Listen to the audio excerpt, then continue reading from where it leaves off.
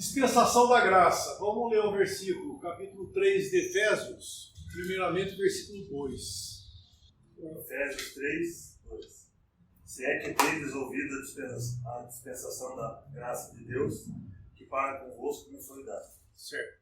Então, se é que tendes ouvido a dispensação da graça de Deus. Versículo 8, irmão, por favor. A mim, o mínimo de todos os santos, me foi dada esta graça de anunciar entre os gentios, por meio do Evangelho, as riquezas incompreensíveis de Cristo, e demonstrar a todos qual seja a dispensação do mistério, que desde os séculos esteve oculto em Deus, que tudo criou. Certo. Então ele chama a dispensação da graça, versículo 2, e no versículo 9 ele chama dispensação do mistério. O mistério que estava oculto em Deus. Então, esse tempo aí, nós vemos que na palavra profética, na linha profética que nós estávamos falando ontem, não encontramos igreja, não encontramos dispensação da graça, que é ao mesmo tempo, tá? Então não tem isso. Então isso era algo que estava oculto aqui, né? Por isso que veio de cima, estava oculto em Deus e foi manifestado. E quem que está sendo o apóstolo disso aí, então? Paulo. A mim, o menor de todos, me foi dada pregar essa dispensação. Então, isso aqui que nós vemos aí, esse tempo aí, ó, que apareceu, teve um apóstolo responsável por isso aí. E o nome dele é Paulo. Que outrora era o Saulo e ele veio a ser Paulo. Então ele foi o dispenseiro, o portador dessa verdade, como nós falamos outrora, que a lei foi Moisés que foi o apóstolo da lei. O Senhor deu Moisés como portador de toda a verdade da lei. Tudo que se refere a Israel, ao mandamento de Deus para eles, Moisés era a voz de Deus para eles, em todos os sentidos. Seja até um morto, se alguém estivesse caminhando num caminho, encontrasse um morto lá no meio do caminho, o que vai fazer com esse morto aí? Até a lei falava do que tinha que fazer com esse homem. Tudo estava escrito. E Moisés, quando recebeu, ele recebeu de Deus toda essa informação. Desde a construção do tabernáculo, as medidas da arca, do propiciatório, enfim, tudo ele sabia. Moisés era o homem de Deus. Por isso que é chamada a lei, nós já falamos ontem também, como a lei de Moisés. Na verdade, a lei é de Deus, não é de Moisés. Mas tanto que era para ele que foi chamado a lei de Moisés. Nós lemos nas Escrituras a lei de Moisés, a lei de Moisés, a lei de Moisés. Só que esse homem aí, Moisés, ele subiu no monte para receber a lei, correto? Então ele subiu no monte, algo alto, e Deus deu para ele a lei, tanto aquelas tábuas, como toda a lei da qual ele tinha que transmitir para o povo de Israel. Só que esse homem, apesar de ter subido no monte, que foi no monte Sinai, ele não tirou o pé do chão. Paulo, para receber essa dispensação, ele saiu desse mundo. Ele foi arrebatado ao terceiro céu, o lugar onde que o Senhor está. Depois que o Senhor fez a obra dele, ressuscitou e voltou ao lugar de onde ele havia saído, né, que é o Filho em glória, ele voltou um homem, ele saiu Espírito, né, que nós falamos ontem, o Espírito, o Filho, se encarnou aqui, nasceu um homem de Maria e viveu aqui nesse mundo, foi um homem, morreu e ressuscitou no terceiro dia e voltou à glória de Deus. Então hoje nós temos um homem em glória. Isso é uma maravilha, irmãos, que não tem tamanho. A gente consegue mensurar isso aí, mas nós devemos entender isso aí, que é algo maravilhoso. Lê um versículo, só para um. Lucas 2, versículo 8 ao 14. Ora, havia naquela mesma comarca pastores que estavam no campo e guardavam durante as vigílias da noite o seu rebanho. E eis que o anjo do Senhor veio sobre eles, e a glória do Senhor os cercou de esplendor, e tiveram grande temor. E o anjo lhes disse: não temais, porque eis aqui vos trago novas de alegria, que será para todo o povo. Pois na cidade de Davi vos nasceu hoje o Salvador, que é Cristo o Senhor. E isto vos será por sinal: achareis o menino envolto em panos e deitado numa manjedoura. E no mesmo instante apareceu como anjo uma multidão dos exércitos celestiais, louvando a Deus e dizendo: glória a Deus nas alturas, paz na terra, boa vontade para os homens. Isso, olha que maravilha. Os anjos fizeram. Quando esse anjo estava falando com os pastores, anunciando o nascimento do Cristo, o Senhor, ele acaba de falar, essa miríade de anjos, eles fizeram aquilo. Eles deram essa glória aí. Glória a Deus nas alturas, paz na terra aos homens, dos quais Ele quer bem. É a boa vontade para com os homens. Não é a legião da boa vontade, não é a boa vontade dos homens, é a boa vontade de Deus para com os homens. Por que os anjos estavam falando isso? Porque eles viram que o Filho, Deus Filho, uma pessoa da divindade, deixou a glória e veio e se fez homem. E eles viram que essa trajetória do Senhor, o Deus Criador deles, inclusive, e da toda essa criação humana, ele estava se identificando com quem agora? Com o homem. Por isso que ele fala que foi boa vontade para com os homens. Houve uma queda também na criação dos anjos. Ficaram anjos no seu estado original e outros abandonaram. E outros caíram. Enfim, teve queda na criação dos anjos. E Deus não fez nada. Não fez nada no sentido de socorrê-los. Como dizem Hebreus, não socorre a anjos. Ele não socorreu a anjos. Mas ele veio socorrer quem? O homem. Ao ponto tal de ele se tornar um homem. Essa é a maravilha. É Deus se fazendo homem aqui como um de nós para salvar o homem. Porque é só desse jeito que tem a salvação. Então, quando eles viram que aquela criança que havia nascido, que estava naquela manjedoura, quem que era ele? Deus. Deus Filho. É aquela criança que está lá, ó. E quando eles anunciam isso, eles estão falando que esse mundo caído, agora... Lê esse versículo 14 outra vez, irmão. Como é que fala aí? Olha que interessante. Glória a Deus nas alturas, paz na terra, boa vontade para com os homens. Paz na terra. O que é isso? Então, olha que maravilha. Jesus veio ao mundo para trazer paz à terra, ensinou a paz para nós devemos cultivar a paz, né? É isso? Não é isso. O mundo está caído, desde a queda de Adão, nós vimos aqui na queda, o mundo não tem paz. O que ele está mencionando aí é que a paz estava na terra. Quem era? Era o Senhor. O Senhor está aí, paz na terra. Por quê? Porque está aí o príncipe da paz, está aí na terra. Eles estavam maravilhados com isso. Ele veio no meio dos homens, ele veio nesse mundo caído, que ele se submeteu, saindo da sua glória, ele ele se submeteu se sujeitou para estar aqui onde Satanás é o príncipe desse mundo. E ele se submeteu a isso.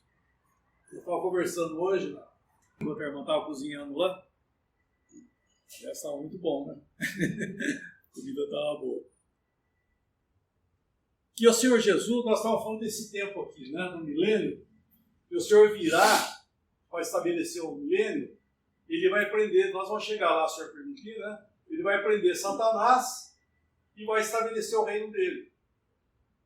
Por que ele vai prender Satanás? Porque o Senhor nunca, desde aqui, desde quando caiu, houve a queda na criação, os anjos, ele nunca permitiu que Satanás e seus anjos morassem na mesma esfera do que ele está. Então isso nós devemos ter em mente, porque Satanás ele tem acesso. Esse é um mistério ainda que nós temos, que ele tem um acesso lá, mas não que ele mora lá. Ele não ocupa o mesmo, vamos dizer, ele não mora na mesma casa que Deus, o Senhor e tudo mais. Ele não está nessa esfera, está fora disso aí. Nunca Deus permitiu que ele estivesse no mesmo terreno que ele. E o milênio vai ser assim. Agora, quando o Senhor veio aqui, ele se submeteu de ficar no mesmo espaço do que o inimigo estava aí. Ele estava no mundo no qual o príncipe desse mundo era Satanás. E só que ele se submeteu e ficou nessa situação. E permitiu até que Satanás fosse tentá-lo como um homem. E a tentação do Senhor, logicamente, era algo externo, né? Nós já falamos disso aí. A tentação do Senhor era algo externo e não interno. Porque ele era perfeito, né? Um homem perfeito. Diferente de Adão. Adão, provado, caiu. O Senhor Jesus não havia nele resposta à tentação. Por isso que a tentação é externa. Por exemplo, nós somos tentados e a tentação acha um lugar aqui, nós temos que julgar. Existe o julgamento, né? Nós nos julgamos. Por quê? Porque as tentações encontram um lugar em nós. No Senhor não era assim. Não encontrava lugar nele. A tentação era externa. O Senhor era perfeito. Então ele veio para ficar no estado aqui nesse mundo onde o inimigo estava aqui. Foi a única vez que ele permitiu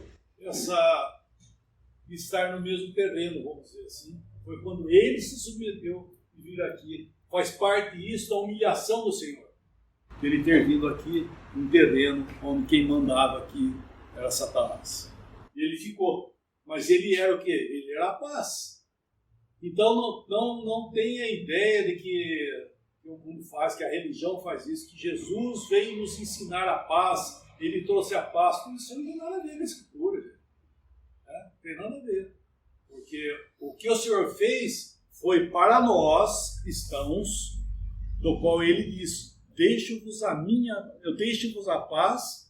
minha paz vos dou. Não vou lá dou como dá ao mundo.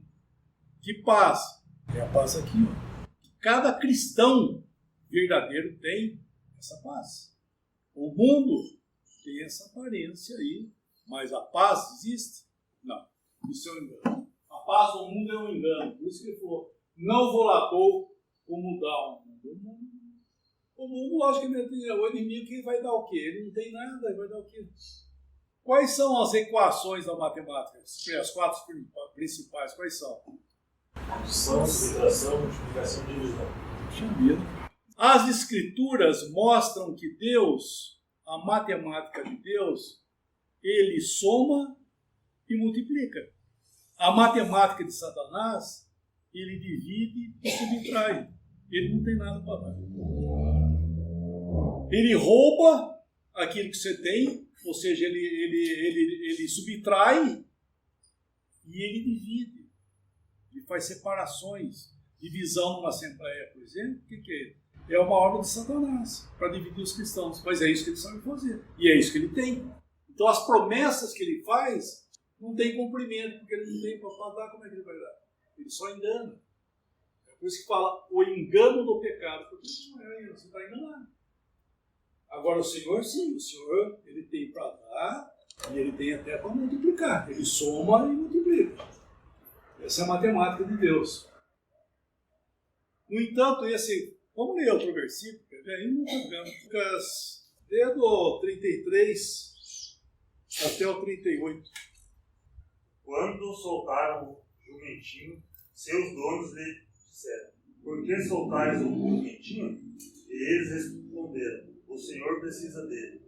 E trouxeram-no a Jesus. E lançando sobre o jumentinho as suas vestes, puseram Jesus em si. E indo ele, estendiam no caminho as suas vestes. E quando já chegava perto da descida do Monte das Oliveiras, toda a multidão dos discípulos, regozijando-se, começou a dar louvores a Deus em alta voz, por todas as maravilhas que tinham visto, dizendo: bendito o Rei que vem em nome do Senhor, paz no céu e glória nas alturas. Paz aonde? No céu. No céu. Porque o Senhor estava indo embora. Essa foi a última vez que ele entrou em Jerusalém. Ele entrou como rei, montado no jumentinho, para cumprir a profecia, né? Eis aí vem o teu rei montado no jumentinho, filho de uma jumenta. Estava cumprindo aí, ó. Só que é o clamor dos discípulos, agora o que é? Bendito o rei que vem em nome do Senhor. Só que eles falaram: paz no céu. Por quê? Porque ele estava indo embora. Chegou, paz na terra. Indo embora, paz no céu. Então, irmãos, paz na terra, pode esquecer. Não tem nada a ver. Por mais bonito que seja a doutrina religiosa de falar de paz e não sei o quê, não é. Não que nós não devemos viver em paz. Não é isso. Se possível, dependendo de vós, tenha paz com todos os homens. Isso é uma doutrina para nós. Só que essa paz é uma paz harmoniosa, uma paz natural. Agora, a paz divina, aqui ó, ele sim, quando vier, ele virá como o princípio da paz, de justiça e tudo mais. Tá? Então, Paulo, falando nisso, voltando ao assunto, nós vemos que esse homem está em glória. O Senhor Jesus está em glória. E esse homem em glória, agora sim, em glória, ele fala para Paulo toda a doutrina para o nosso tempo aqui. Então, as cartas de Paulo são muito importantes para nós, irmãos, porque é o tempo que nós vivemos. Não que as demais escrituras não tenham valor, não é isso. Mas é porque a base doutrinal nós encontramos nas cartas de Paulo. Só um detalhezinho aí que nós devemos nos deter a isso. Carta de Paulo, doutrina para nós. Paulo não emprestou nada da lei ou de qualquer coisa para colocar na igreja. Tá? Paulo, a doutrina de Paulo, ela não é uma continuação da lei, é a lei 2.0, não tem nada a ver com isso. Não tem nada a ver com isso. Segundo Timóteo, vemos que acerca de Israel, ocupa a maior parte do Velho Testamento, os evangelhos também se ocupam com Israel, existem apenas algumas citações sobre a igreja. O princípio das dores e a grande tribulação, para mim, também é tratamento com os judeus, Israel e as nações. Milênio é o cumprimento das bênçãos para Israel e nações. Acerca da igreja, não encontramos no Velho Testamento, acabamos de falar. Mencionado apenas em algumas partes nos evangelhos. Teve início no Ato dos Apóstolos, considerando que Atos é uma época de transição de judaísmo e igreja. Cartas de Paulo, o apóstolo, são diretamente endereçadas à igreja, aos cristãos. As cartas aos Hebreus, Tiago e Pedro é uma série para os judeus cristãos. Cartas de João, primeira, segunda e a terceira. A primeira carta é para a igreja, a segunda é para uma família, inclusive João escreveu para uma mulher. Isso é muito interessante, né? Estava pensando esse dia, porque eu estava procurando um versículo. Onde é que está esse versículo? Procurando, né? Isso aí está na segunda João. Fui lá e falei, puxa vida. E João escreveu essa carta para uma irmã. Uma irmã que ele escreve para uma irmã. Então eu estava pensando que importância, né? Que como fala que a doutrina da igreja não tem. A mulher desprezada, não tem valor. Nós vemos que João escreveu uma carta para ela. Carta de Judas tem um caráter universal e, enfim, o Apocalipse, que é o último livro, eles são divididos. O livro é dividido em 3 partes. Capítulo 1, capítulo 2 e 3 e capítulo 4 ao 22. Isso é o que nós temos aí. Nós falamos agora há pouco aí, ontem, né? Agora há pouco aqui na história, os tempos dos gentios, que todo mundo faz uma confusão. Lembra da estátua lá? Aquilo é o tempo dos gentios. Né? Nós vimos aqui a estátua. Isso é o tempo dos gentios. Começou no cativeiro da Babilônia e vai terminar com a vinda do Senhor. Lembra que a estátua aqui em pé, né, que nós estamos considerando a estátua, estava sendo considerada, ele nos fala dos 4 reinados, e no pé dele nós vemos que uma pedra vem, bate e derruba a estátua, e essa pedra se torna um montão, a estátua que cai se dissolve toda, e essa pedra se torna um montão que dá para ver como todo mundo inteiro. Essa pedra, logicamente, é o Cristo vindo para estabelecer o seu reino. Todos os reinos serão colocados abaixo. Então, todo esse império que existe, até então, né, os impérios serão colocados abaixo. Porque o Senhor, ele será o rei dos reis, o rei de reis. Porque o milênio, ele vai reinar sobre todas as nações. As nações terão seu governo? Terão. Mas o milênio será de acordo os princípios do quais serão ditados as nações de Jerusalém. Jerusalém será ditado por isso. Então, o tempo dos gentios é isso aqui. Tá? Nós estamos introduzidos nesse tempo aqui, mas a igreja não é os tempos dos gentios. Tá? Todo mundo pensa que os tempos dos gentios é a igreja. Eu não sei se porque acha bonito falar isso, ou que pensa porque a igreja, a maioria é tudo gentios, ou pensa que o tempo dos gentios é a igreja. E na verdade não tem nada a ver com a igreja. Certo? Nós estamos passando pelo tempo, mas o tempo dos gentios é outra coisa. O tempo dos gentios está relacionado com Israel.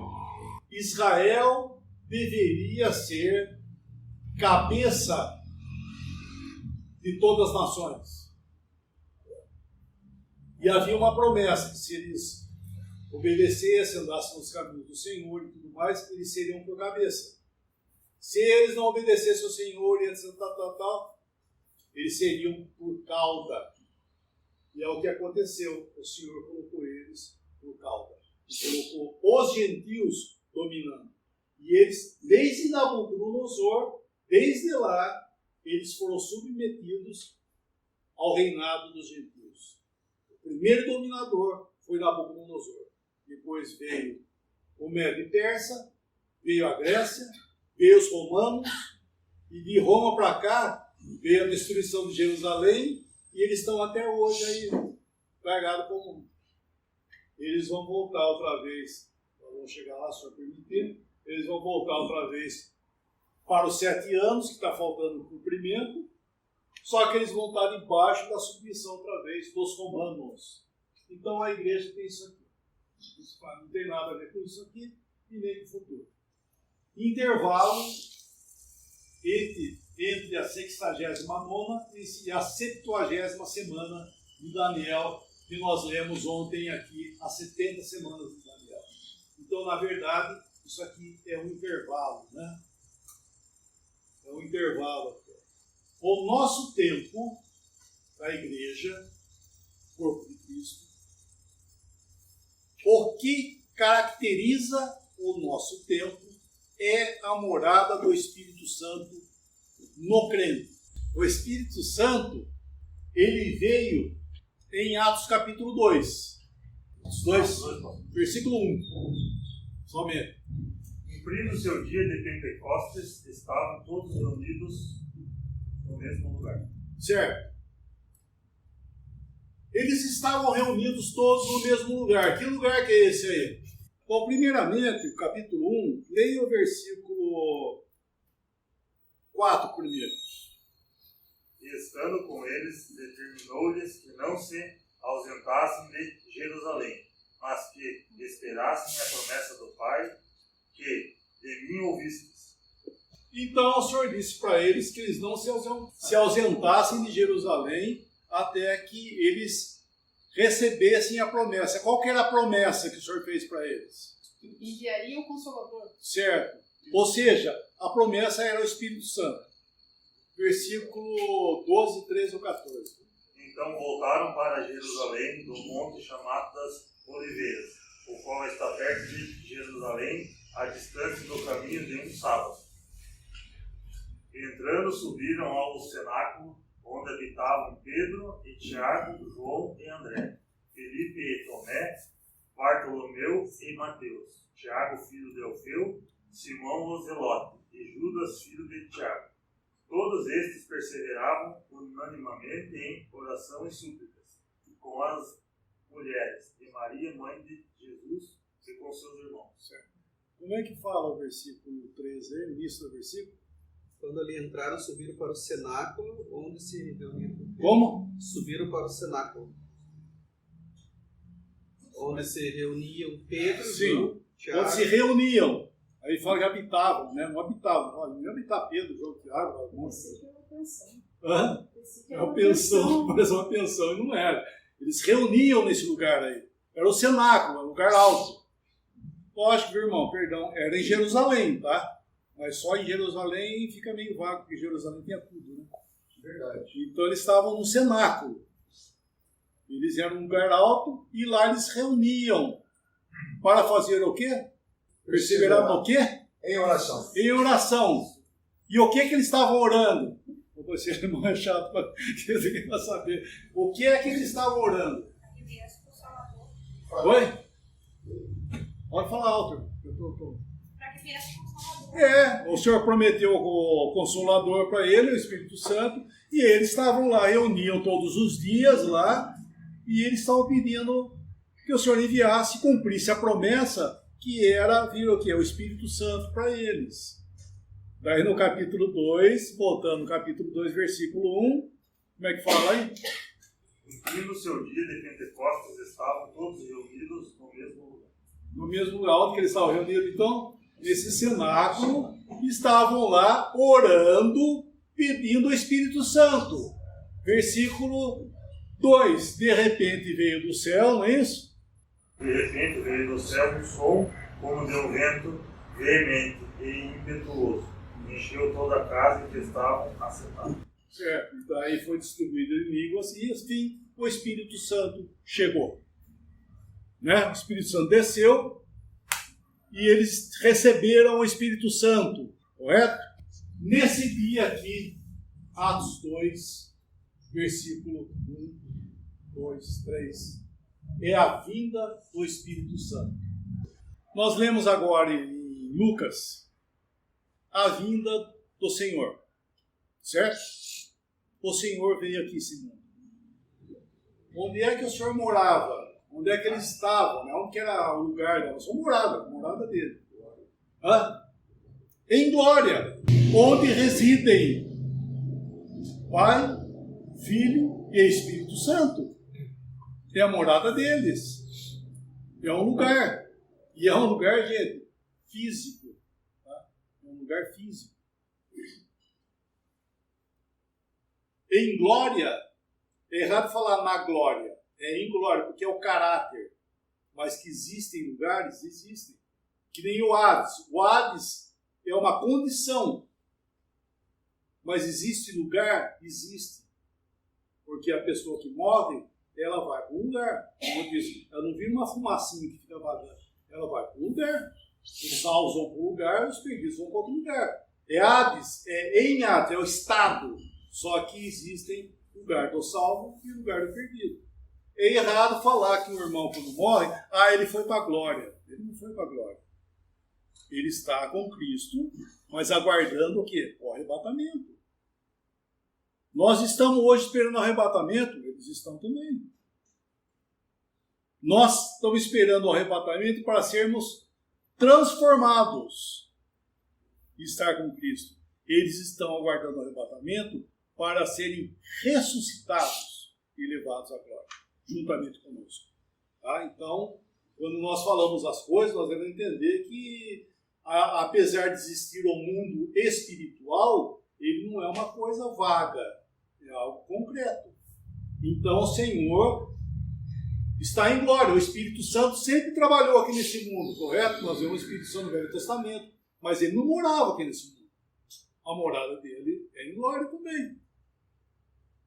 E houve um dia que essa pessoa, o Senhor Jesus, o Filho, Deus Filho, ele saiu de lá. Isso é Filipenses capítulo 2. Ele despiu da sua glória. O manto real dele, do Senhor Criador de todas as coisas, ele despiu. Sabe quando você vai tirando umas vestes? Ele despiu da sua veste real e veio. Existem em Filipenses capítulo 2 7 passos da humilhação do Senhor até a cruz. Ele foi descendo, primeiramente se despindo da sua glória, sendo em forma de Deus, não julgou como usurpação ser igual a Deus, e foi se esvaziando. Tomou a forma humana e foi aonde? A cruz. Então, quando o Senhor deixou a glória, nasceu aqui que nós vemos em Lucas, nascido ali, estava o Senhor, morando aqui nesse mundo. Por isso que ele é chamado de Emanuel. Emanuel literalmente quer dizer Deus conosco presente, literalmente. E realmente era verdade, porque aquele homem era o Emanuel, era Deus literalmente conosco. E ele ficou aqui nesse mundo quanto tempo? O Senhor? 33 anos e meio, né? Na verdade, mais corretamente dizendo, né? 33 anos e meio. E quando ele estava aqui, ele como Deus soberano, logicamente, ele poderia estar em todo lugar ao mesmo tempo. Mas só que ele estava encarnado, ele virou uma pessoa. Ele estava aqui, quando ele falou assim, meu filho do homem que está no céu, é o caráter universal dele. Mas ele estava aqui, ó, então é aquela pessoa que estava ali. Então a glória ficou ausente, uma pessoa lá da divindade, das 3 pessoas, um ficou ausente de 33 anos e meio. Então ele foi à cruz, morreu, ressuscitou. 40 dias depois da sua ressurreição, ele pega e volta ao lugar de onde ele havia saído. E se assenta. Deus deu um lugar a ele, além do lugar que já era dele como um Deus, Deus deu a ele um trono de glória. E ele se assentou em glória. Alguns dias depois, por causa para dar cumprimento no que o Senhor disse, aconteceu isso aqui, não é isso? Atos 2. O que é que estava acontecendo agora, irmãos? Uma outra pessoa da divindade, chamado Espírito Santo, ele estava deixando a glória. Ele deixou a glória e veio a esse mundo. Para acontecer o quê? Para encarnar numa pessoa? Não. Para morar nos crentes. Porque o trabalho dele vindo a esse mundo foi para ser o vínculo de algo que seria chamado o corpo de Cristo. Ele é quem vincula todos os salvos em um só corpo, que é o corpo de Cristo. Leia esse versículo, quer dizer, isso são vários, né? Mas um caráter, né? Um caráter que eu estou falando aqui. 1 Coríntios capítulo 12, versículo 13, por favor. Pois em um só Espírito todos nós fomos batizados em um corpo, quer judeus, quer gregos, quer escravos, quer livres. Certo. E a todos nós foi dado beber de um só Espírito. Certo. Dê o começo outra vez, só o começo. Pois em um só Espírito todos nós fomos batizados em um corpo. Certo, nós fomos batizados. Você falou afim, né? Não é afim. Nós somos. Pois todos fomos batizados por um só Espírito, Afim. a fim de sermos um só corpo. Somos. Sabe por quê? Você me perdoe. Porque, sabe por quê? Existe uma linguagem nos cristãos que diz que nós devemos ser um só corpo, sim. Nós somos um só corpo. Entendeu? Nós somos o corpo de Cristo. Então é isso que ele estava fazendo. Ele veio aqui até o batismo do Espírito Santo aconteceu aqui, ó. E todos nós fomos batizados nisso aqui, ó. Certo? Lê outra vez o versículo. Lê nessa versão, vamos ver. Pois todos fomos batizados por um só Espírito, Um só Espírito. a fim de sermos um só corpo. Quer judeus, quer gregos, quer escravos, quer livres, e a todos nós foi dado beber de um único Espírito. Então é isso aí. O Espírito Santo veio e batizou naquele dia todos nós. Todos nós fomos batizados já lá. Então, quando uma pessoa hoje... isso quer dizer o quê? Uma pessoa hoje ouve o Evangelho, crê no Evangelho e é salvo. E daí, o que ele vai ter o quê? O Espírito. Selo do Espírito Santo. Ele vai ter o quê? Selo. Isso, onde é que está escrito isso aí? Efésios capítulo 1, versículo 13, por favor, vamos lá. Versículos, leia o 12, 13 ou 14, por favor. Efésios, isso é muito bom a gente entender isso, porque isso, irmãos, é base doutrinal, tá? É base doutrinal, é doutrinas primárias para nós como cristãos. Com o fim de sermos para o louvor da sua glória, nós, os que primeiro esperávamos em Cristo, Não, perdão, estou repetindo. em quem também vos estáis, depois que ouvistes a palavra da verdade, o evangelho da nossa salvação, e tendo nele também crido, fostes selados com o Espírito Santo da promessa, o qual é o penhor da nossa herança para a redenção da possessão de Deus para o louvor da sua glória. Certo. Em quem também vós, aos passos, em quem também vós estáis, depois que ouvistes a palavra da verdade, o evangelho da vossa salvação, e tendo nele crido, fostes selados com o Espírito Santo. Não batizado, tá? O batismo aconteceu lá, ó. Hoje nós somos selados. Qual é a diferença? A diferença é que o batismo aconteceu uma vez só. Que o Espírito Santo... Pode voltar aqui? Não. Nesse dia aqui, o Espírito Santo veio. Eu vou fazer uma pergunta. Para entender o que eu estou querendo dizer. Então, lá em Atos 1, eles iam no cenáculo, reuniam lá para orar, correto? Oravam, pedindo o Espírito Santo, iam embora. Eles voltavam lá depois, oravam, pediam o Espírito Santo, e iam embora. Em Atos 2, versículo 1, eles foram lá no cenáculo, reuniram lá para pedir o Espírito Santo. O Espírito Santo veio, não veio? Em Atos 2. Daí eles desceram, no dia seguinte eles voltaram lá para pedir o Espírito Santo outra vez? Não, né, gente? Eles já tinham o Espírito Santo. Eles poderiam talvez voltar lá para agradecer pelo Espírito Santo estar orando neles. Porque acabou, é uma vez só que ele veio. Entende? Porque batismo é a vinda do Espírito Santo aqui, ó. Então ele veio aqui e ele está aqui no mundo até hoje. Por isso que todo aquele que crê, ele tem o Espírito Santo. E ele é selado com o Espírito. Não existe batismo.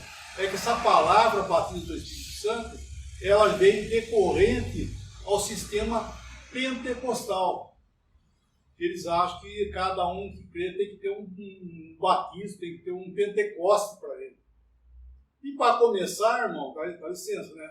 Lê o versículo de Atos 2 outra vez, voltando lá em Atos 2. Ao cumprir-se o dia de Pentecostes, estavam todos reunidos no mesmo lugar. Certo. Bom, por enquanto está dando para entender o que eu estou falando aqui? Tá. Ao cumprir o dia do Pentecostes. O que é isso? É o dia... Olha, aí que está o erro. O que é o Pentecostes? É o dia da vinda do Espírito Santo? Não é isso. O que é o dia do Pentecostes? É uma festa judaica. Isso, quem tiver tempo, que é Levítico 23, quem tiver tempo, leia o Levítico 23, que nos fala das 7 festas de Jeová.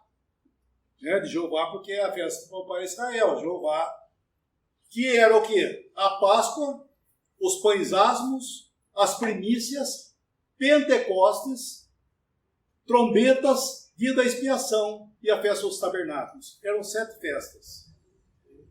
E nesse dia aí estava acontecendo o quê? A festa que era a festa do Pentecostes. Que era uma... estavam reunidos. Oi? Estavam reunidos por causa do Pentecostes. Não, eles estavam reunidos para pedir o Espírito Santo. Eles faziam todo dia isso aí. Né? Então, no dia é que eu estava tendo nesse dia estava tendo a festa do Pentecostes. Por isso que essa multidão que estava lá, do qual vieram as línguas acontecer, os idiomas acontecerem lá, é por causa dos judeus que estavam reunidos lá, que eles vinham de todas as partes do mundo, só que cada um falava, cada um pode dizer, né? Cada família, cada grupo vinha do país e falava a sua língua nata. Era judeu. Mas falava, por exemplo, o pessoal da Espanha. Os judeus da Espanha iam lá para a festa do Pentecostes. Daí, chegando lá, eles sabiam falar espanhol. E um deles lá falou espanhol. Falou as maravilhas de Deus, eles ouviram. Como é que isso pode? Como eles falaram, como é que pode? Você não é galileu, esses homens? Como é que nós ouvimos na nossa própria língua materna eles falar as grandezas de Deus? Então, é o dia da festa do Pentecostes. Era a 4ª festa que tinha. Por isso que fala. Nós estamos em Atos 2, né? Então, continua lendo aí. Só um detalhe. Continua lendo, por favor. O versículo 2, 3. Cumprido o seu dia de Pentecostes, estavam todos reunidos no mesmo lugar.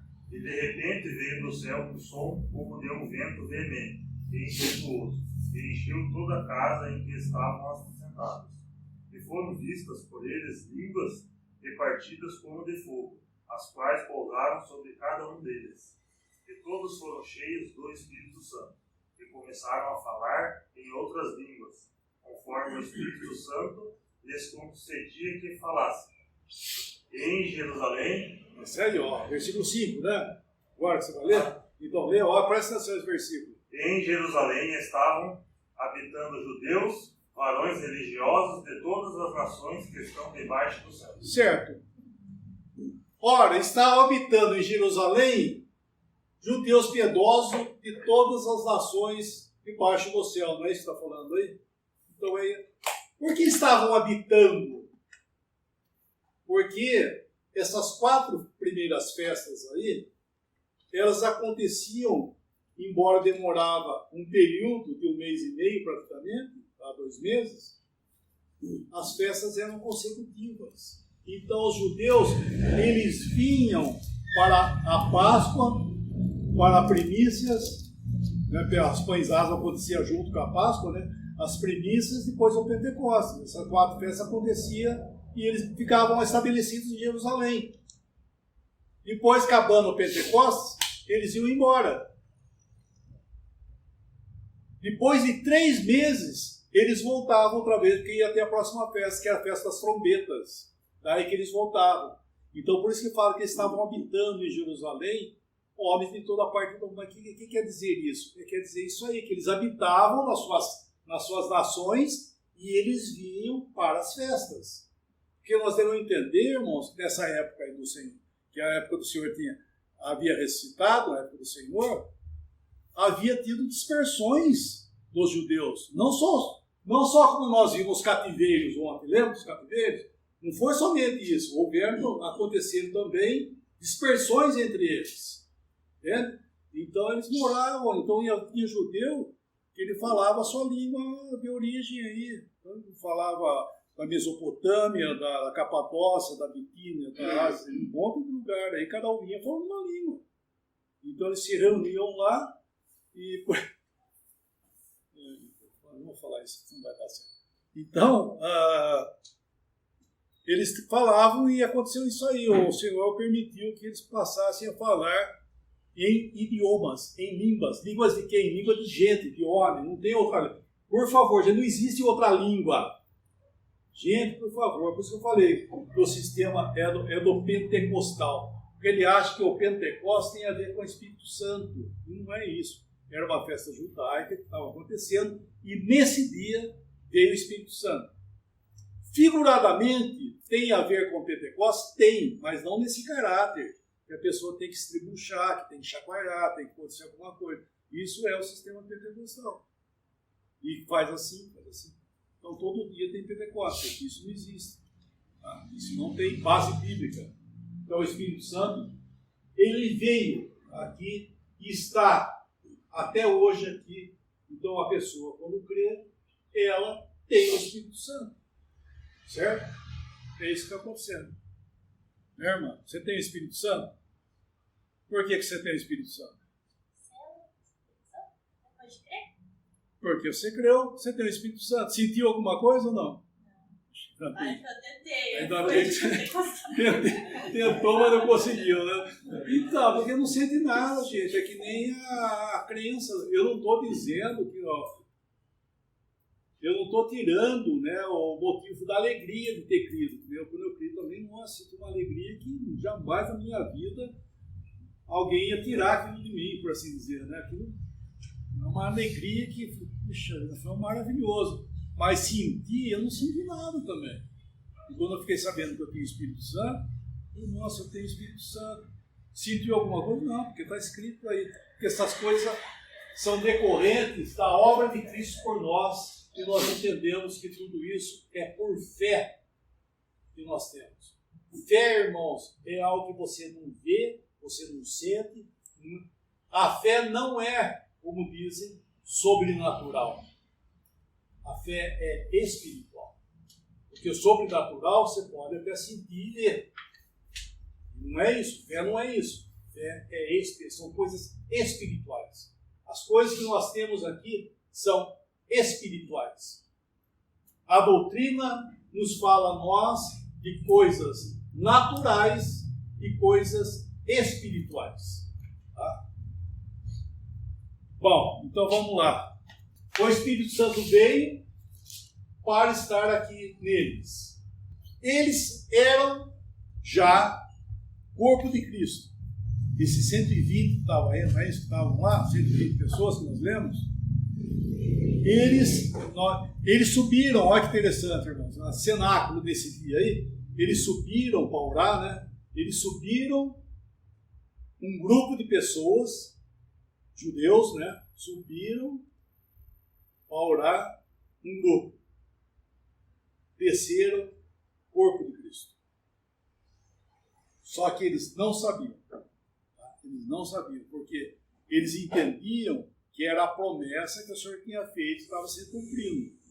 E essa promessa, da qual o Senhor falou e que cumpriu para eles, nós temos também que João Batista também falou desse dia.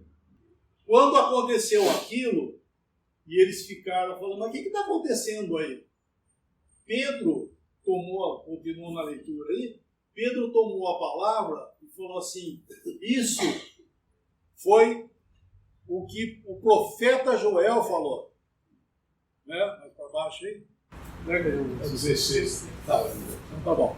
Como é que fala aí o versículo 16? Mas o que ocorre é o que foi dito por intermédio do profeta Joel. Isso.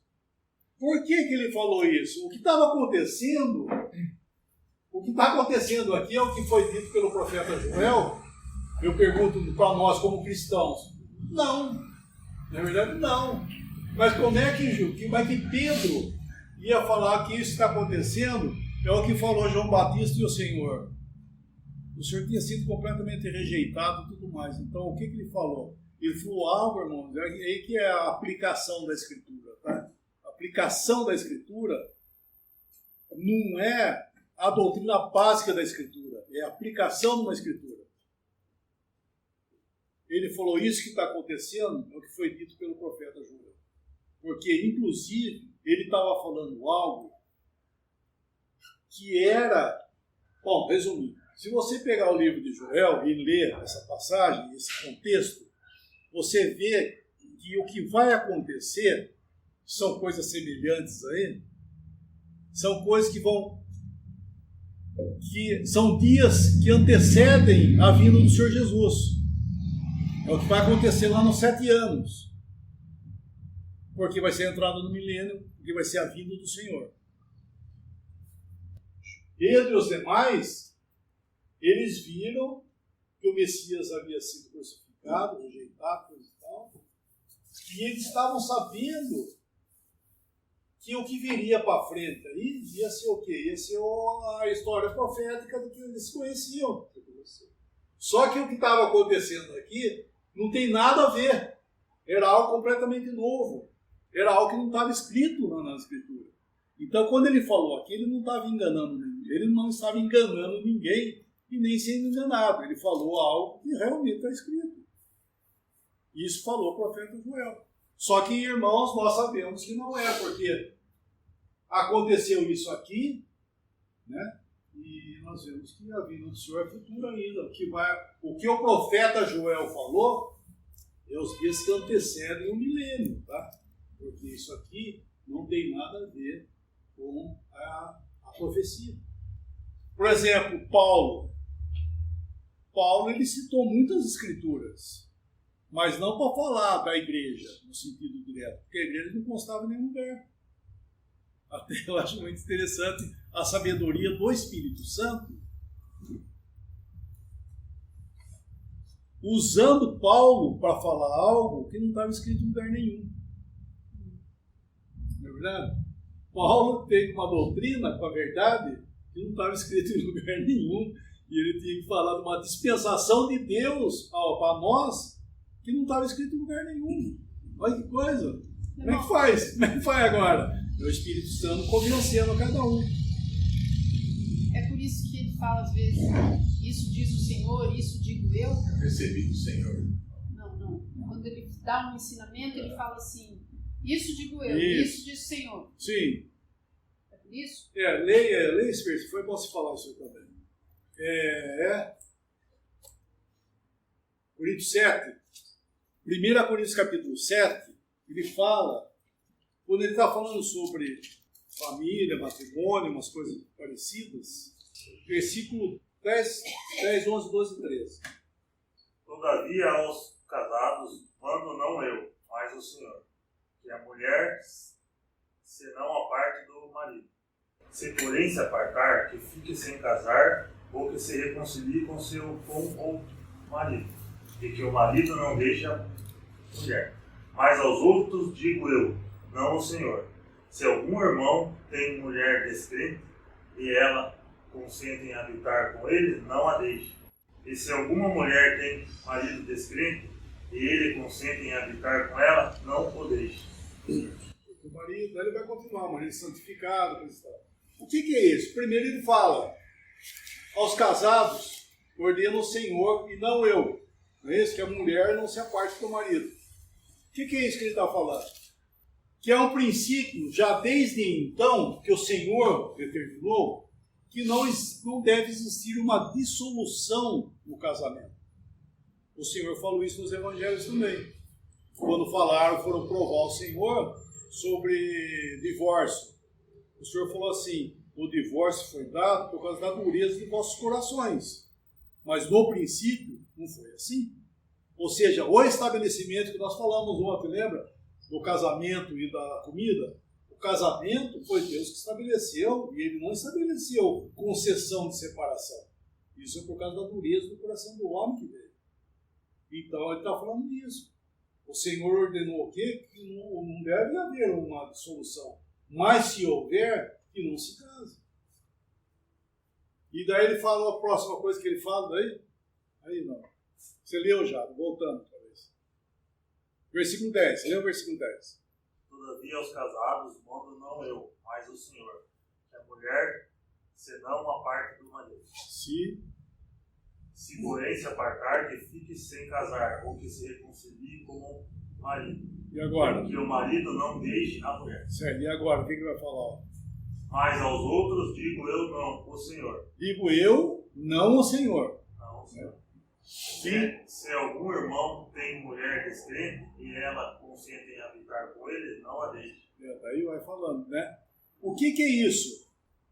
Diz o Senhor. E agora, quanto aos demais, digo eu, não o Senhor. Quem é esse cara para falar que é ele que vai falar e não o Senhor? É a dispensação da graça. Porque até ele está falando, então, é o estabelecimento das coisas que Deus estabeleceu na ordem da criação e na lei. E concedeu o quê? A carta de divórcio. Agora ele está falando outra coisa. Na dispensação da graça, que é o eu é a dispensação da graça. O que ele fala? O quê? Que se um casal, por exemplo, sou casado, lá o tempo de Paulo lá atrás, sou casado, me converti ao cristianismo, o que eu tenho que fazer? Bom, vou dar exemplo o que está falando aí. Dá exemplo. Quem já leu Esdras e Neemias aí? Já leram? Vocês lembram que quando eles voltaram do cativeiro, que eles ficaram 70 anos no cativeiro, quando eles voltaram, os judeus voltaram, e eles haviam casado com gentios, né, com gentias, né, com pessoas de outras nações, e eles chegaram lá, o que eles tiveram que fazer com suas famílias? Teve que separar, mandar a esposa, filho, tudo embora, e ele entrou sozinho. Porque ele não entrava com a família. Isso é lei. Agora Paulo está falando, que é a dispensação da graça, se alguém se converte e tem a esposa incrédula, não deixe. E se a mulher converter e tem um marido incrédulo, não deixa. Vai viver com ele, não é para sair de casa, mandar todo mundo, não, vai lá e vive, e até o convívio do marido com a esposa e tudo mais, vai se santificar a casa, enfim, pelo convívio. Enfim, é a vida cristã, né? Então isso aqui é eu. Quando ele fala eu, é a doutrina da nossa dispensação. Não é o palpite dele. Por exemplo, ele fala assim, por exemplo, não permito que a mulher ensine. Ele não fala isso? Por isso que fala, pô, o cara é machão mesmo, hein? Por isso que fala que Paulo era machão, porque ele fala, não permito que a mulher ensine. Mas o que é isso? É a dispensação da graça. O nosso tempo aqui, ó. Ou seja, é Deus falando, não permito que a mulher ensine. Entende? Então assim é quando ele fala eu, é a dispensação da graça, como que é vista hoje aos nossos olhos. E é a ordenança de Paulo, né? De Deus por Paulo. Como Moisés falava, eu falo isso, todo mundo quer obedecer. Ninguém podia falar, Moisés, eu não concordo com você não, hein? Aquilo lá eu concordo, mas isso aí eu não concordo não. Não era isso, tem que submeter. No entanto, Paulo, na época dele, né? Quando ele chegava em uma assembleia, da carta de Coríntios, ele escreveu aos Coríntios, assembleia que estava essa confusão toda que nós vemos, 1 Coríntios, o que eles tiveram que fazer? Se submeter ao que Paulo estava falando. Tudo o que Paulo falou aí, doutrinal, moral, tanta confusão que estava tendo, eles tinham que submeter. Por isso que foi uma carta, por exemplo, como é que fala o capítulo 7? Nós estamos no 7, né? Versículo 1, como é que ele fala? Ora, quantas coisas que me escrevestes, bom seria. Isso, quantas coisas que me escrevestes. Porque quem escreveu para ele? Os da casa de Clói. Escreveram para Paulo, não fofocando. Ele não estava fofocando o que estava acontecendo na Assembleia, mas contando o que estava acontecendo. Ele fala, fui informado pelos da casa de Clói que há contendas entre vós, que está tendo divisão, que é isso, daí quanto que me escrevesse, é bom isso, tal. Ele está respondendo às confusões que estavam acontecendo lá. E graças a Deus, o Senhor permitiu, não que o autor da confusão, mas ele permitiu que a confusão que estava acontecendo em Corinto fosse notificada biblicamente para nós termos os nortes que nós temos cerca do quê? Desse monte de assunto que nós temos em Corinto. Não é verdade? E essa é uma carta, uma bênção para nós. E nós vemos que as cartas de Paulo, no cristianismo, foi tudo descartada. Por quê? Porque vai pegar no pé. A ordem na casa de Deus não pode ter, nesse sentido, não tem jeito. Como é que vai fazer? Você descarta, não concorda com o que Paulo fala, como é que vai ficar? Acabou. Então é isso aí, a dispensação da graça, quando Paulo fala eu, porque a mim, o menor de todos os santos, foi dado ter essa graça de pregar essa verdade aí, ó. Então Paulo, ele era esse despenseiro da graça. Então nós devemos entender, irmãos, nós falamos isso já, mas vamos falar outra vez. Não falamos ontem, mas nós falamos alguma vez aí. Vamos lá em Efésios 4, lê do versículo 7 até o versículo 12, por favor. Mas a graça foi dada a cada um de nós, segundo a medida do dom de Cristo. Pelo que diz, subindo ao alto, levou o cativo ao cativeiro, e deu dons aos homens. Ora isto, ele subiu. Que é senão que também antes tinha descido às partes mais baixas da terra? Aquele que desceu é também o mesmo que subiu acima de todos os céus, para cumprir todas as coisas. E ele mesmo deu uns para apóstolos, e outros para profetas, e outros para evangelistas, e outros para pastores e doutores, querendo o aperfeiçoamento dos santos para a obra do ministério, para a edificação do corpo de Cristo. Certo. A doutrina de Paulo, ela tem a ver com a edificação do corpo de Cristo,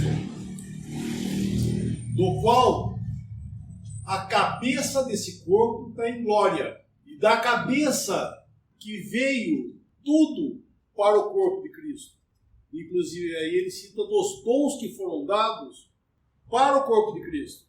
E ele menciona aí 5 dons. Quais são? Apóstolos, profetas, evangelistas, pastores e mestres. Certo. Apóstolos, profetas, evangelistas, pastores e mestres. 5.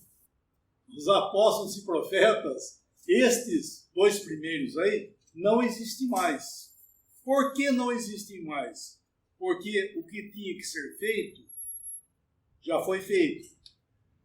Volta no capítulo 2 de Efésios, por favor. Efésios 2, leia o versículo 20 e o 21. Edificados sobre o fundamento dos apóstolos e dos profetas, de que Jesus Cristo é a principal pedra da esquina, no qual todo o edifício, bem ajustado, cresce para templo santo no santo. Certo. Edificados sobre o fundamento dos apóstolos e profetas. O que é fundamento? O que é fundamento? Que fundamento que é esse? O que é fundamento? O que é fundamento, meu irmão?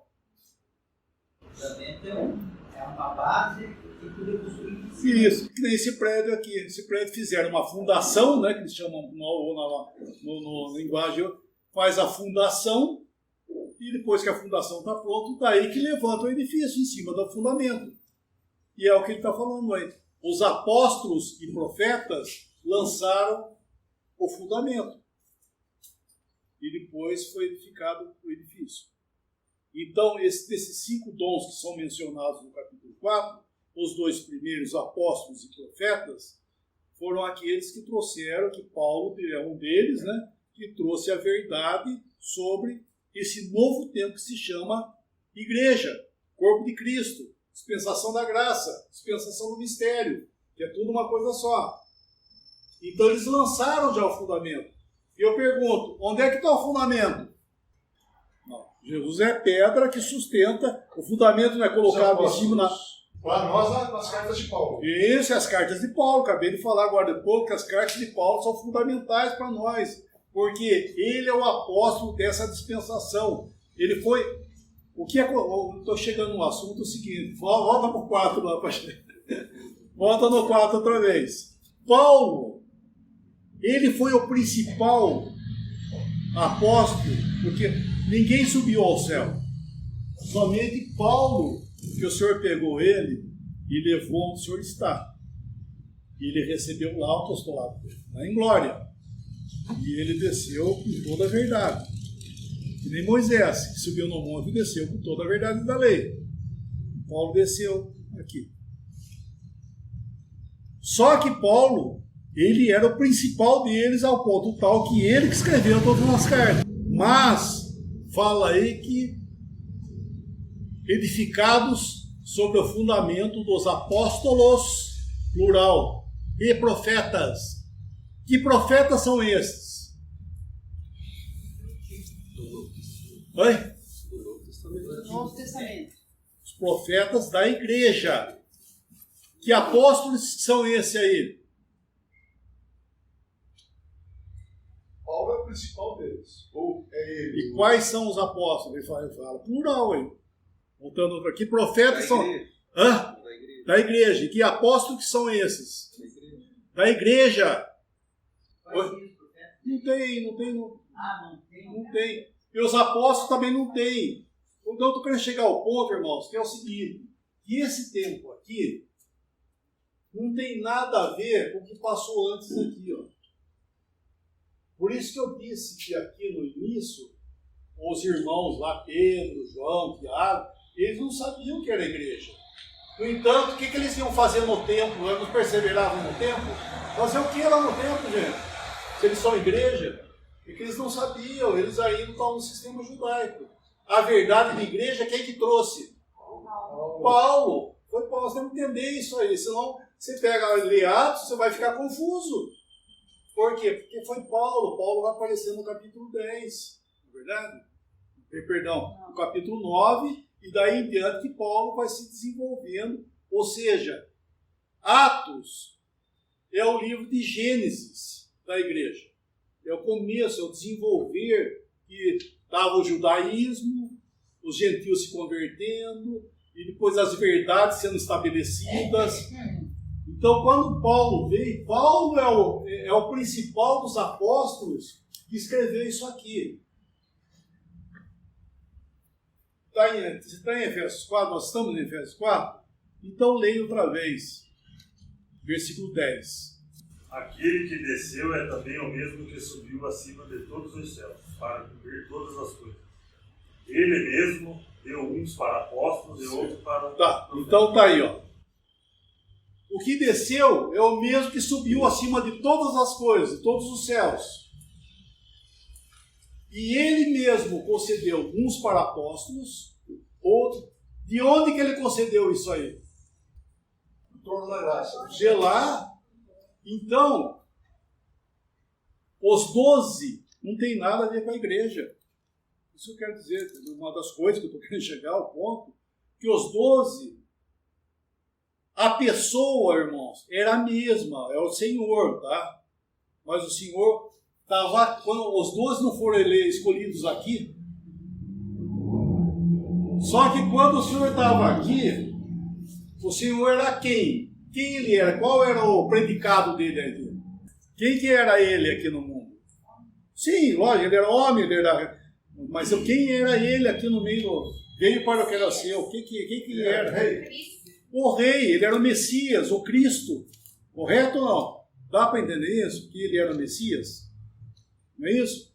Inclusive, nós vemos que lá em Lucas 24, por exemplo, os dois de Emaús, eles não estavam tristes, falando que nós esperávamos que é ele que havia de remir Israel, porque achavam que ele era o Cristo. Para ele era ele, coisa e tal. Só que eles não estavam entendendo que havia primeiro os sofrimentos do Cristo.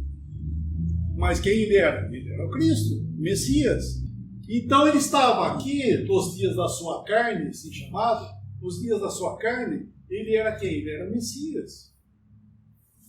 E ele chamou 12 apóstolos. Por que 12 apóstolos? Por causa das 12 tribos de Israel. Eles eram representantes das 12 tribos de Israel. O Senhor estava aqui para o reino, do qual não foi estabelecido, e foi rejeitado. Então, eles eram os apóstolos de quem? Do Cristo. Esses estavam aqui até então. Eles eram apóstolos de quem? Do Cristo, do Messias. Estavam lá em Jerusalém. Quando Paulo veio, quando o Senhor levantou Paulo como apóstolo da igreja e todas essas verdades, o Espírito Santo, irmãos, teve um cuidado muito grande para não criar uma facção de uma igreja de gentil e uma igreja de judeu, porque a igreja era uma coisa só. Pedro, João, Tiago, eles pertenciam à igreja. Lógico, eles foram batizados pelo Espírito Santo, eles eram o corpo de Cristo. Só que, doutrinalmente, eles não sabiam o que estava acontecendo. É Paulo que foi o autor para trazer para ele que estava acontecendo algo novo nesse mundo que não está escrito em lugar nenhum.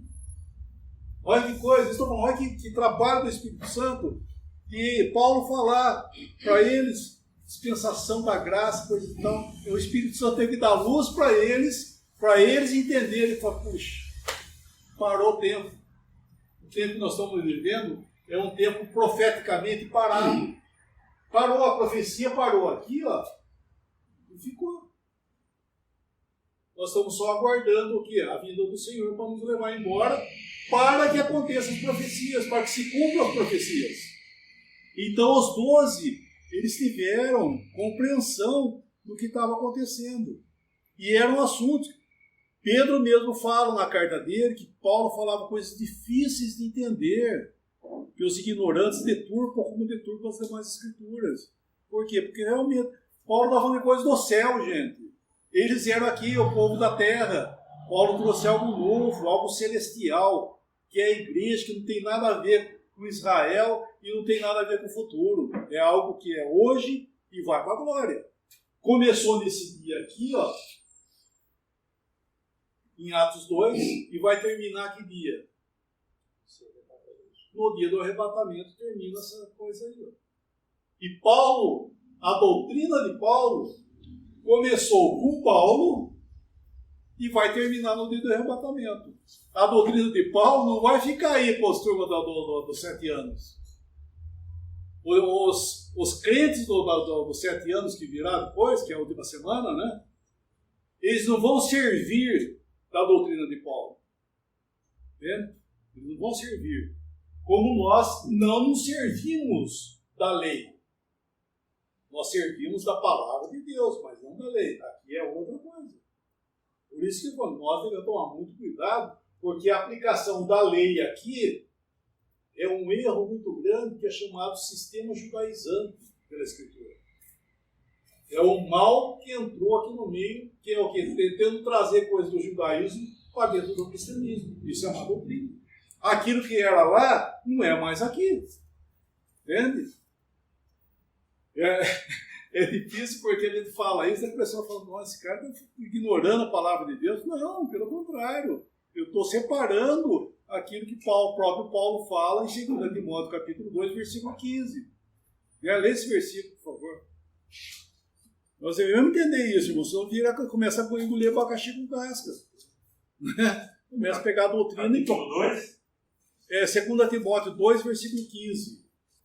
Procura apresentar-se a Deus, aprovado como obreiro que não tem de que se envergonhar, que maneja bem a palavra da verdade. Certo, que maneja bem a palavra da verdade. O que é isso?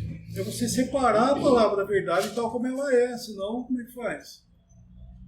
Senão você vai se envergonhar, não falo de envergonhar aí, você vai se envergonhar. Porque você está aplicando errado. Então nós vamos entender isso. E eles, irmãos, eles entenderam isso, tá? Eles vieram entender isso aí. Que eles faziam parte da igreja, mas que eles não eram apóstolos da igreja. Eles estavam em Jerusalém, ainda criaram um centro em Jerusalém. O próprio Paulo se submeteu a ir lá em Jerusalém, onde eles estavam reunidos como líderes lá em Jerusalém, os apóstolos do Cristo. Paulo foi lá junto e começou a contar para ele o que Deus estava fazendo no meio dos gentios e tudo mais, começou a apresentar as coisas, para que não houvesse essa ruptura no meio dos cristãos lá, para que eles pudessem andar juntos. E sabe qual foi o marco que deu mesmo, que acabou com tudo, voou as cascas do abacaxi para tudo quanto é lado lá? Olha que interessante. Por isso que é bom, né, a gente procurar entender a Escritura, né? Nas 70 semanas de Daniel, lembra? Que haveria as 7 semanas primeiras, 62 semanas e daria 69. Depois das 69, que era 62 aqui, o que ia acontecer? A morte do Messias, correto? Será cortado o Messias. E o que ia acontecer mais? Fala lá em Daniel. O povo de um príncipe que há de vir destruirá a cidade e o santuário. Lembra disso? Lembra? Vocês lembram de ontem, né? Quando Paulo foi levantado pelo Senhor para falar as verdades da igreja, ainda o sistema estava lá. O templo, a cidade, estava tudo funcionando. O sistema, vamos chamar assim, antigo, estava funcionando ainda. Então, esse que foi o problema, vou chamar de problema mesmo, tá? Que atrapalhou Paulo. Eu estou dizendo isso porque Paulo fala isso em Tessalonicenses. Eles andaram juntos por mais de 30 anos, o cristianismo e o judaísmo, em operação ainda, o templo, tudo mais lá, andaram juntos. E eles foram o principal tropeço no evangelho. Então, ele sabia que o Senhor estava suportando ainda, porque aqui aconteceu um encavalamento, vamos chamar assim, de duas dispensações. A lei e a graça. Encavalou aqui, porque quando começou a igreja, estava o sistema lá, e andou 30 e poucos anos, os dois juntos, ali, até que daí foi lá, os romanos foram lá no ano 70, daí destruiu a cidade, o santuário, daí acabou com o sistema judaico. O que sobrou?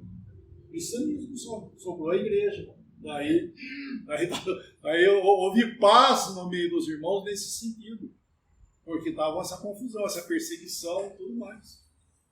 É isso que, quer ler esse versículo? É isso que Paulo fala em Tessalonicenses, sobre os judeus, né?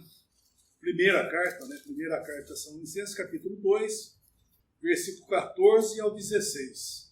Porque vós, irmãos, haveis sido feitos imitadores das igrejas de Deus, que na Judéia estão em Jesus Cristo, porquanto também padecestes de vossos próprios concidadãos, os mesmos que os judeus lhes fizeram a eles, os quais também mataram o Senhor Jesus e os seus próprios profetas, que nos têm perseguido, e não agradam a Deus, que são contrários a todos e nos impedem de pregar aos gentios as palavras da salvação, a fim de encherem sempre a medida de seus pecados. Mas a ira de Deus caiu sobre eles até o fim. Certo. E fala, como é que fala o finalzinho aí, no 16? A ponto de nos impedirem de falar aos gentios para que esses sejam salvos, a fim de irem enchendo sempre a medida de seus pecados. A ira, porém, sobreveio contra eles definitivamente. Isso. Ou seja, o juízo sobre eles aí veio, porque eles perseguiram o Senhor, mataram o Senhor, perseguiram os profetas, nos impedem de falar do Evangelho, é um tropeço, é inimigo de todo mundo. Só que daí, o que Deus fez? Deus cortou eles e... Isso é Romanos também fala, tá, gente? Não vamos ler, porque não vai dar tempo. Mostrando que o caráter que aconteceu aí, que eles tropeçaram naquilo que Deus tinha dado para eles, foi o tropeço deles. Por causa da dureza do coração deles, foi do orgulho. Então, aqui é o nosso tempo, é tempo cristão isso aqui, gente, não é mistura, tá? É tempo cristão. Então, as doutrinas que nós temos aqui, Paulo é o apóstolo que nos deixou aqui para nós. Toda a escritura, tudo isso aqui é a palavra de Deus, tá, irmãos? Por favor, tudo isso aqui é a palavra de Deus. Romanos 15:4 fala que tudo o que foi escrito, para o nosso ensino foi escrito. Então não confunda o ensino das escrituras com doutrina da escritura. Doutrina para nós é a doutrina de Paulo. Porque eu vou dar um exemplo aqui. Vou falar, todo mundo sabe, dízimo. Amanhã é domingo, né? Estou perdendo. Amanhã é domingo. Tá, amanhã nós vamos partir o pão. Correto? Se eu permitir, nós vamos partir o pão. Amanhã você vai trazer o dízimo. Ô, louco, irmão. Não é que é louco, está escrito isso aí, não está escrito? Não, mas está escrito ou não está escrito? As ofertas. Não, peraí. Não, vocês estão fazendo confusão. Eles estão fazendo confusão. Está escrito ou não está escrito? Está escrito. Está escrito. O Senhor Jesus falou no dízimo. Falou ou não? Falou. E por que você não vai dar o dízimo, irmão? O Evangelho de Paulo. Paulo falou em dízimo ou não? O Evangelho dele. Se ele tivesse falado, a gente ia fazer. Não ia fazer ou não? Porque é aqui que nós vivemos. Então, por isso que eu estou dizendo que palavra de Deus, amém. Tudo é palavra de Deus. Mas não confunda o ensino com doutrina. Porque o que está acontecendo é a aplicação doutrinal de algo que deveria ser apenas um ensino para nós. Um consolo da Escritura. Pegaram o quê? Viraram doutrina. Doutrina para nós é aqui, o que Paulo fala. Esse sim é a doutrina. Só que daí não quer, né? Quer outra de lá, mas dessa aqui não quer. Mas aqui é doutrina. As cartas de Paulo é doutrinal para nós. Ele fala de dinheiro? Fala. Não fala do dinheiro na Assembleia? Fala. Nós não damos ao Senhor? Não, é o dízimo. Não é o dízimo. Mas também, irmãos, não é esmola não, tá? Por favor, não é esmola. Tem gente que pensa, não é para dízimo, né? Ai, nossa, isso é a primeira coisa que o Rael entende, que não precisa dar dízimo. Nossa, que maravilha. Na hora ele entende, não precisa nem explicar. Não posso. Ai, que maravilha. Daí ele começa a dar o quê? Daí ele vira católico. Vai dar esmola. Vai catar essa moedinha no bolso. É isso? Não, irmãos. É um exercício que nós, como cristãos, devemos ter de dar ao Senhor. Tá? Dar ao Senhor, não é dar esmola. Então existe, mas não é dízimo, tá? Inclusive, na verdade, o dízimo é uma ofensa a Deus, né? Porque o que é dízimo? Quer dizer dízimo? 10ª. Você só pertence 10ª para o Senhor ou não? Não, nós somos 100% do Senhor. Tudo que nós temos é o Senhor que deu. Não que eu não estou falando uma doutrina que eu vou pegar tudo que eu tenho e dar para o Senhor. Não é isso. Mas estou querendo dizer que tudo que nós temos é o Senhor que nos deu. E nós vamos fazer isso em dar na administração desse dinheiro para a Assembleia e tudo mais, de uma forma inteligente. E dar daquilo que você tem, não daquilo que você não tem também, tá? A vinda do Senhor coloca fim a essa dispensação, tá? Na ressurreição dentre os mortos. Nós falamos rapidamente aqui sobre a destruição de Jerusalém. Aconteceu nesse início do tempo aqui, a destruição, a dispersão dos judeus. Eles foram dispersos e vão voltar lá na frente. Então, hoje, os judeus estão aí sem a cidade, sem o templo, que foi destruído lá 2000 anos atrás, e vai ficar, enquanto a igreja estiver aqui, eles não vão fazer nada. A igreja vai ter que sair para que eles voltem outra vez a reedificar Jerusalém, o templo e tudo mais. Então, essa é uma outra coisa, meu irmão. Não fique ocupado com os eventos desse mundo aí. Né? Não pode cair um morto, uma bomba lá em Jerusalém. Será que isso não está escrito lá em Isaías? Olha, gente, não está escrito nada. Tudo que está escrito que vai acontecer vai ser depois do arrebatamento. Tá? Não ficar ocupado com eventos que não pertencem ao nosso tempo. Tudo que está acontecendo concorre ao futuro? Sim, lógico, concorre. Mas nós não estamos vivendo os tempos de cumprimento de profecia, não. A única profecia que foi dada para a igreja, o cristão não vê. Aconteceu já e o cristão não vê. Qual que é a profecia que tinha para a igreja? Oi? Não, esse é o início, né? Mas o cumprimento. 7 igrejas, não temos 7 igrejas, capítulo 2 e 3 aí? Não é isso? 7 igrejas, não é isso? É o tempo do testemunho do Senhor aqui nesse mundo, não é isso? Sim. O que nós temos profeticamente aí nesse tempo? Que viria a acontecer? Fala mais alto. Hoje, você tá falando? Para o nosso tempo, dentro do tempo da igreja. O que estava escrito que ia acontecer e nós vemos que já aconteceu. Não são tempos, vamos dizer, os que estavam vivendo esse tempo aqui, ó. Não sabemos o quanto, mas faltava ainda ter aqui, não faltava esse tempo, não faltava esses tempos aqui ou não? E o que nós estamos vivendo? Onde é que nós estamos? Pode ser. O que falta aí? aconteceu tudo isso que tinha que acontecer aqui, ó. Nós chegamos no final já, que é essa confusão aí que todo mundo acha que está uma maravilha. Essa divisão, essas igrejas, assim chamadas igrejas, isso aqui, ó. Esse caos final aqui, ó. São os 4 pontos, as 4 posições eclesiásticas já estão cumpridas. Tiatira, Sardo, Filadélfia e Laodiceia. Está tudo cumprido isso aí já. Está até criando bicho já. Já aconteceu, ninguém consegue ver isso aí. Por quê? Porque não entende a doutrina de Paulo. Quer dizer, não submete ao Senhor, né? A razão não vai entender, mas estou querendo dizer, um cristão que é cristão, tem o Espírito Santo, ele está lá e está achando que está uma maravilha.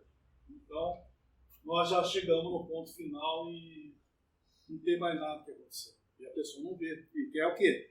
Quer ver a guerra, quer ver não sei o quê, quer ver a tempestade, vai cumprir, fica correndo atrás disso aí.